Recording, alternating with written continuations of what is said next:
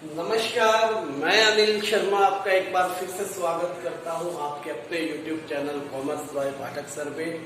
11th class के प्यारे विद्यार्थियों, आप जानते हो कि हमने बिजनेस सर्विसेज चैप्टर शुरू किया था, चैप्टर नंबर 4 आपका। अब उसमें टॉपिक है बैंकिंग। बैंकिंग के बारे में हम डिटेल में पढ़ने वाले हैं। आज बैंकिंग का जो हम पढ़ेंगे वो है टाइप्स ऑफ बैंक अकाउंट। सबसे पहले हमें क्लियर होनी चाहिए व्हाट इज बैंक। बैंक होता क्या? Bank is an institution. Bank एक ऐसी संस्था होती है विच एक्सेप्ट्स आवर डिपॉजिट्स, जो हमारे एक्स्ट्रा मनी को जमा करती है, एंड लैंड्स मनी, और हमें लोन भी देती है। ठीक है, एक्चुअली क्या होता है, जो हमारा पैसा होता है वो जब हम बैंक में जमा करते हैं तो वो उसका यूटिलाइज आगे लोन देने के लिए करते हैं। बैंक हमारे डिपॉजिट पे कम इंटरेस्ट पे करता है, जबकि जो लोन वह देता है उनसे ज्यादा चार्ज करता है। इसका डिफरेंस ही बैंक की क्या है, इनकम। ठीक है ना। सपोज करो मैंने 10,000 रुपए बैंक में जमा करवाए, बैंक मुझे देगा 10,000 का 4%, 400 रुपए साल के बाद।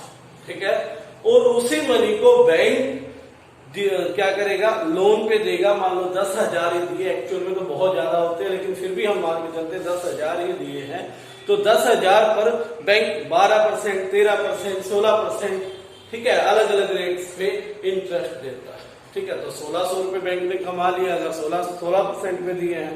तो जो ये डिफरेंस है 1,600 माइनस 400 का 1,200 रुपए जो है बैंक की इनकम। तो इसी इनकम के भरोसे क्या है, बैंक आपके चलते हैं। हम जो मनी पैसे जमा करवा के आते हैं वो बैंक लैंड करने के लिए, दूसरों को लोन देने के लिए यूटिलाइज करता है। तो आइए हम आज यही बात शुरू करते हैं कि पैसे बैंक में कितने अकाउंट्स में जमा करवाए, है ना। बहुत सारी चीजें आपको पता है, थोड़ा सा नॉलेज आपको सिंक्रोनाइज करने की जरूरत है।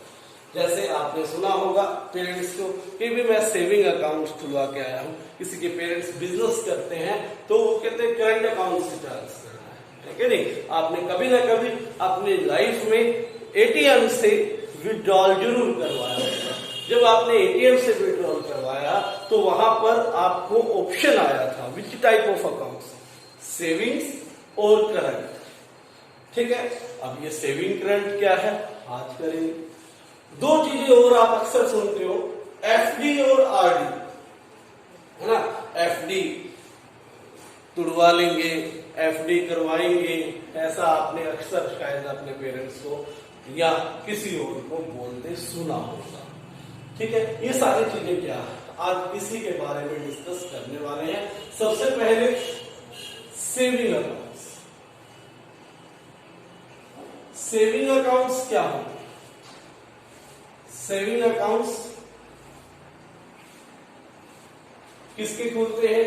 Individual persons. इंडिविजुअल पर्सन्स को सेविंग अकाउंट्स करते हैं, किस खोलते हैं, किस पर्पस के लिए? For the purpose of saving. अपनी मनी को सेव करने के लिए, बचाने के लिए बैंक में थोड़े थोड़े रुपए जैसा उनको लगता है सुटेबल है, जो एक्सेस मनी है उनके खर्चों से ज्यादा है, वो क्या कर देते हैं, हम बैंक में जमा कर देते हैं। ठीक है, तो ये क्या है, सेविंग अकाउंट। इसके लिए बैंक आपको एक पासबुक देता है। पासबुक पे जो आप डिपॉजिट करवाते हो वो भी मेंशन रहता है, और जो आप निकलवाते हो वो भी मेंशन रहता है। वो सारी की सारी इंफॉर्मेशन आपको देता है। इस टाइप ऑफ बैंक पर बैंक इंटरेस्ट रेट देता है। इंटरेस्ट रेट क्या रहती है, लो रहती है। नॉर्मली आजकल 4% या कुछ बैंक्स इससे भी कम 3.75% भी दे रहे हैं। ठीक है बात। तो सेविंग्स अकाउंट्स में इंटरेस्ट रेट क्या रहता है, लो रहता है। तो ये सारा का सारा पैसा आपका चेकेबल डिपॉजिट होता है, आप इसको चेक लगा के विथड्रॉ कर सकते हैं। जब आपको जरूरत पड़ेगी आप चेक इश्यू करके अपना पैसा निकाल भी सकते हो या किसी और को पेमेंट भी कर सकते हो। ठीक है बात। तो सेविंग अकाउंट्स में क्या होता है, मिनिमम बैलेंस भी आपको रखने की आवश्यकता होती है। अलग अलग बैंक्स का अलग अलग है। सेविंग अकाउंट्स में आपने कई बार देखा होगा, आपको मैसेज मिल जाता है कि आपके 5 रुपए 7 रुपए इसलिए कट गए क्योंकि मिनिमम बैलेंस बैंक में नहीं था। बैंक अगर आपके अकाउंट्स में एक लिमिट से कम पैसे हो जाए तो क्या करता है, चार्ज लगा लेता है। ठीक है, तो उसी को मिनिमम बैलेंस का चार्ज बोलते हैं। तो उम्मीद करता हूँ सेविंग अकाउंट्स के बारे में आपको लगभग पता होगा कि क्या होता है। मैंने आपको बताया कि इंडिविजुअल पर्संस का जो सेविंग के उद्देश्य से खुलवाते हैं बैंक में वो पासबुक है, यानी कि आपके पेरेंट्स के जितने अकाउंट्स खुलवा रखे हैं बैंक के अंदर वो पासबुक के थ्रू वो क्या है, सेविंग्स अकाउंट। इंटरेस्ट रेट लो रहता है, लगभग 4% से 3.75%। चेकेबल विड्रॉल होती है, जब आपकी आवश्यकता हो आप चेक लगाकर विड्रॉ कर सकते हो। मिनिमम बैलेंस का इसमें फंडा होता है, भी मिनिमम बैलेंस रखना जरूरी है। अगर मिनिमम बैलेंस नहीं रखोगे तो आपको क्या करना पड़ेगा, चार्ज पे करना पड़ेगा। बैंक पासबुक इश्यू करता है जिस पर आपके सारे ट्रांजेक्शन्स को क्या करते हैं, नोट डाउन कर देते हैं। ठीक है बात। तो आइए अगले अकाउंट्स की तरफ बढ़ते हैं। Second, current account. Current accounts क्या होते हैं, करंट अकाउंट्स के बारे में बताऊं तो नॉर्मली ये अकाउंट्स जो है बिजनेस एंटरप्राइजेस के खोले जाते हैं, यानी कि नॉर्मल पर्सन्स के ये अकाउंट नहीं खोले जाते। ठीक है। इंटरेस्ट रेट की बात करें, interest rate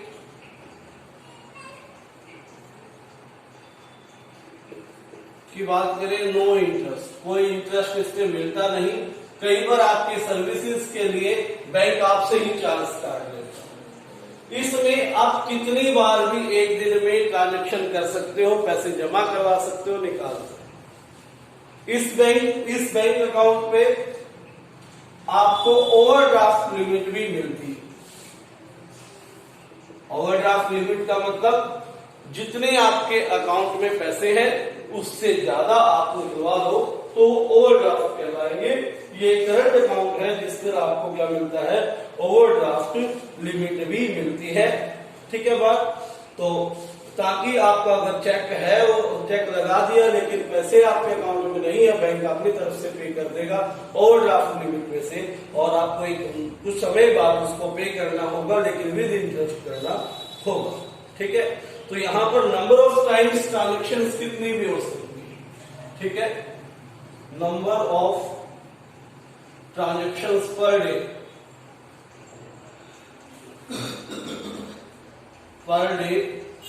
no limit. Per day आप कितने भी ट्रांजेक्शंस कर सकते हो, कोई प्रॉब्लम इसमें अकाउंट में नहीं है।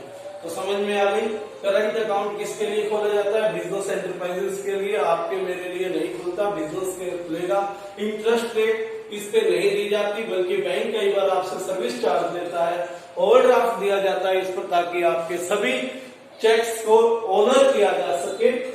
और इसके अलावा करंट अकाउंट में आप number of transactions per day कोई खास लिमिट नहीं है, आप कितना भी ट्रांजेक्शंस कर सकते हैं। तीसरा बढ़ते हैं, आरडी। आरडी को बोलते हैं रिकरिंग डिपॉजिट। थर्ड टाइप का अकाउंट है आपका आरडी, शॉर्ट फॉर्म में बोलेंगे recurring deposits.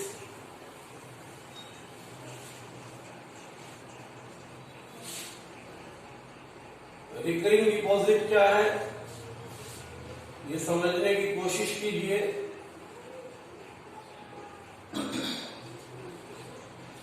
Recurring deposits recurring का मतलब होता है बार बार। आप इसमें बार बार पैसे जमा करवाते हो, कहने का मतलब ये। इसमें क्या होता है कि आप कोई टेन्योर दे दिया जाता है, पीरियड दे दिया जाता है, उस पीरियड तक पर मंथ एक अमाउंट, सपोज 5,000, 2,000, 3,000, 500, 1,000, जैसा कस्टमर को लगता है सबमिट करवाता है। मान लो 1 साल के लिए 12 मंथ्स के लिए मैंने आरडी ओपन करवाई है 5,000 रुपए से, तो इसका मतलब मुझे 5,000 रुपए 12 महीने जमा करवाने होंगे। मेरे अकाउंट में पैसे लास्ट में इकट्ठे हो जाएंगे, बैंक मुझे वो पैसे दे देगा विद इंटरेस्ट। इंटरेस्ट की बात करूं, more than saving, saving account से ज्यादा इंटरेस्ट रेट यहां पर मिलेगा, लगभग 6% के आसपास, अप्रोक्सीमेट 6% बैंक आपको यहां पर इंटरेस्ट रेट देते हैं। अप्रोक्सीमेट 6% बैंक आपको इंटरेस्ट इस पर देंगे। ये भी एक सेविंग्स के लिए है कि हर व्यक्ति एक फिक्स अमाउंट क्या कर सके, सेविंग कर सके यहां पर। उसके बाद रिकरिंग डिपॉजिट का पता लग गया आपको कि एक फिक्स टेन्योर के लिए पर मंथ हम क्या करते हैं, कुछ अमाउंट जमा करवाते रहते हैं बैंक अकाउंट, इस पे बैंक से इंटरेस्ट सेविंग अकाउंट से ज्यादा देते हैं। ये भी एक सेविंग स्कीम है, तो इसमें भी आप क्या कर सकते हो, पैसे जमा करवा के सेव कर सकते हो। उसके बाद है फिक्स्ड डिपॉजिट, फोर्थ है फिक्स्ड डिपॉजिट। इसमें आपको क्या करना होता है, एक लमसम अमाउंट, लमसम अमाउंट का मतलब से 1 लाख रुपए फिक्स्ड पीरियड के लिए, fixed period it may be 5 years, 7 years, 10 years, 3 years, 1 year। आप फिक्स पीरियड आप सिलेक्ट कीजिए, बैंक ने आपको फैसिलिटी दे रखी है, आजकल एक साल के लिए भी एफडी हो जाती है, तो आपको अब पैसे जमा करवाने हैं, उस टेन्योर को ओवर होने के बाद विद इंटरेस्ट पैसे मिलेंगे।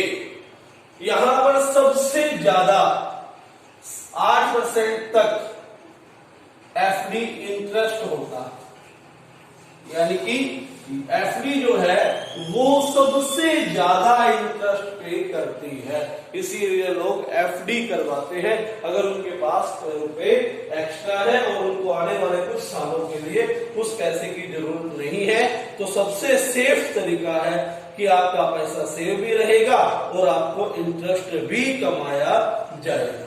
ठीक है, तो 8% के आसपास इंटरेस्ट रेट रहता है। और एक और बात इंटरेस्ट रेट के रिगार्डिंग, जितना लंबा टेन्योर लोगे, 1 साल का लोगे तो ये 8% नहीं होगा, ये 6% के अराउंड होगा, 6-6.5। जितना लंबा टेन्योर लोगे, 3 साल का लोगे तो 6% से थोड़ा ज्यादा हो जाएगा, 5 साल का लोगे तो 7% हो जाएगा, 10 साल का लोगे तो 8%। उतना ज्यादा इंटरेस्ट, क्योंकि बैंक फिर ये मान के चलता है कि 10 साल तक वो व्यक्ति पैसे लेने नहीं आने वाला और 10 साल तक हम उसका पैसा क्या कर सकते हैं, यूज कर सकते हैं। इसलिए बैंक आपको ज्यादा इंटरेस्ट देता है जितना ज्यादा टेन्योर आपका बढ़ता चला जाता है। ठीक है बात, तो सबसे ज्यादा अगर इंटरेस्ट आपको लेना है तो you can open FD account, fix deposit account. ठीक है, अब पहले तो ये 4 ही होते थे, आजकल बैंक एक और नए तरीके का अकाउंट खोलने लगा है जिसको हम बोलते हैं multiple option deposit, MOD, multiple option deposit. ये एक नई तरह की डिपॉजिट स्कीम है, बैंक हाल ही में इसको बैंक ने शुरू किया है, पहले ये नहीं होता था। पहले 4 टाइप के ही अकाउंट्स आपके होते थे। ठीक है, मल्टीपल ऑप्शन डिपॉजिट्स क्या है, इसको समझने की जरूरत है। Multiple option deposit, multiple option deposit means यहां पर आपको 2 ऑप्शन मिलेंगे। ठीक है, आपके अकाउंट पर एक लिमिट लगा दी जाएगी, 30,000 से मान लो लिमिट लगा दी गई। ठीक है, जब भी आपके सेविंग अकाउंट में इस लिमिट से एक्सेस मनी हो जाएगी, मोर देन 30,000, 30,000 से जितने रुपए आपके अकाउंट में ज्यादा होंगे वो ऑटोमेटिकली एफडी में ट्रांसफर हो जाएंगे। ठीक है, अगर आपके पैसे 30,000 से कम है तो वो सेविंग्स अकाउंट में रहेंगे। दूसरा, अगर चेक लगा दिया गया है और आपके सेविंग्स अकाउंट्स की लिमिट से वो चेक का अमाउंट ज्यादा है तो आपकी एफडी में से वो चेक भी पे हो जाएगा। ठीक है, उदाहरण के लिए मान लीजिए मेरे अकाउंट में 20,000 रुपए थे, मैंने 70,000 रुपए डिपॉजिट करवाए तो मेरे अकाउंट में हो गए 90,000। अकॉर्डिंग टू द लिमिट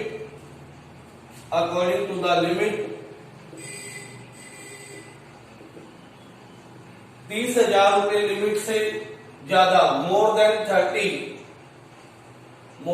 30,000, जो कि कितना है 90 माइनस 90,000 से ना, 90 में से 30 घटा दिया जाए, 60,000 रुपए क्या हो जाएगा, मेरे एफडी में चला जाएगा, फिक्स्ड डिपॉजिट में चला जाएगा। फिक्स्ड डिपॉजिट वही जो अभी हमने किया था, और 30,000 रुपए मेरे सेविंग्स में। सपोज मैंने एक चेक लगाया 45,000 रुपए, चेक लगाया मैं बैंक में पेमेंट के लिए 45,000 का, तो इसका मतलब ये नहीं कि 30,000 सेविंग्स में है तो वो चेक को बाउंस कर देंगे, नहीं, वो क्या करेंगे 15,000 रुपए एफडी को में से ट्रांसफर कर देंगे सेविंग्स में। और इसीलिए इसको मल्टीपल ऑप्शन डिपॉजिट कहते हैं, क्योंकि आपको दो तरह से काम करता है, सेविंग्स अकाउंट्स भी और साथ में फिक्स्ड डिपॉजिट अकाउंट। ठीक है, तो उम्मीद करता हूं ये टॉपिक आपको क्लियर हो गया होगा। धन्यवाद।